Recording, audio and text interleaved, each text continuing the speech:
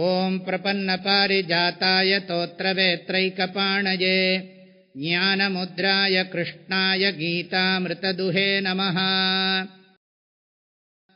புத்தியுக்தோ ஜஹாதீஹ உபே சுக்ருததுஷ்கிருதே தஸ்மாத் யோகாய யுஜ்யஸ்வ யோகः கர்மசு கௌஷலம்.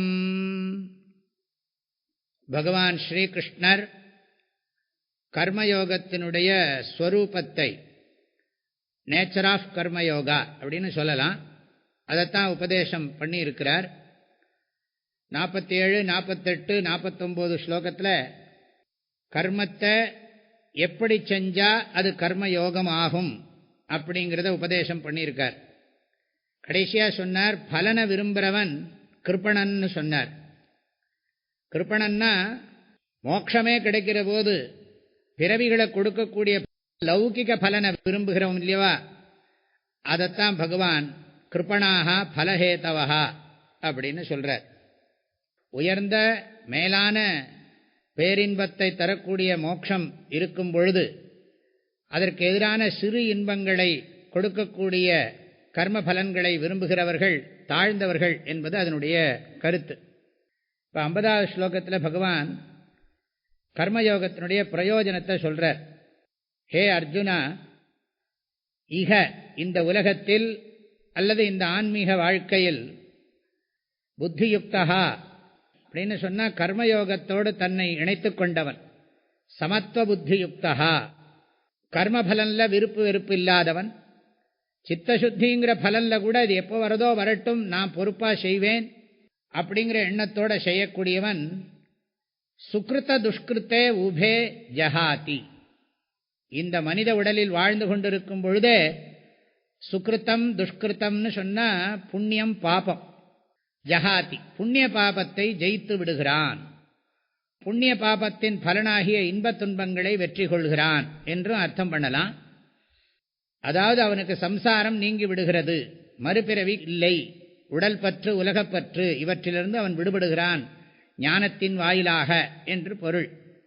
சுக்ருத துஷ்கிருத்தே உபே ஜஹாதி, புண்ணிய பாபம் இரண்டையும் அவன் ஜெயித்து விடுகிறான். தஸ்மாத் எனவே, ஏன்னா புண்ணிய பாபத்தை ஜெயிக்கக்கூடிய ஒரு சக்தியை இந்த சமத்துவ புத்தி யோகமான கர்மயோகம் கொடுக்கிறது.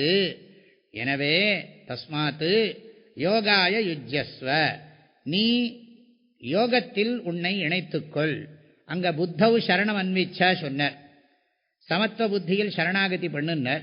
இங்கே என்ன சொல்கிறார், யோகாய யுஜ்யஸ்வ, யோகத்தின் பொருட்டு உன்னை இணைத்துக்கொள்.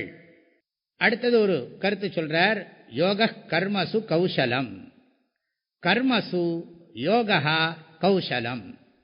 இது ஒரு ஸ்டேட்மெண்ட் மாதிரி ஒரு கருத்து. அதாவது பந்தப்படுத்துகிற கர்மத்தை மோட்சத்துக்கு சாதனமாக மாற்றக்கூடிய ஒரு மனோபாவங்கிறது அதுதான் யோகா. அது கௌசலம், சாமர்த்தியமானதுன்னு அர்த்தம். முள்ளை வச்சே முள்ளை எடுக்கிறதுனால கர்மத்தை கொண்டே கர்மத்திலேருந்து விடுபடுறது, செயலை கொண்டே செயலிருந்து விடுபடுறது தான் யோகம். ஆக இந்த யோக புத்தியானது சாமர்த்தியமாகும். சாமர்த்தியமாகும்னா என்ன அர்த்தம், பந்தத்துக்கு காரணமான கர்மத்தை மோட்சத்துக்கு சாதனமாக மாத்திர சாமர்த்தியம்தான் கர்மயோகம் என்று சொல்லி கர்மயோகத்தை புகழவும் செய்கிறார். கர்மயோகத்தினுடைய பலனையும் சொல்லியிருக்கார். கர்மயோகத்தினுடைய பலன் புண்ணிய பாப நிவிருத்தி. கர்மயோகத்தினுடைய பெருமை பந்தஹேத்துவான கர்மத்தை மோட்சஹேத்துவாக மாற்றுவது. இந்த இரண்டு விஷயங்களும் இந்த ஸ்லோகத்தில் உபதேசிக்கப்பட்டிருக்கிறது. மேலும் உள்ள ஸ்லோகங்களுக்கெல்லாம் நாளைக்கு அர்த்தம் பார்க்கலாம். அனைவருக்கும் மனமார்ந்த நல்வாழ்த்துக்கள், பரிபூர்ண ஆசீர்வாதங்கள். ஹரி ஓம்.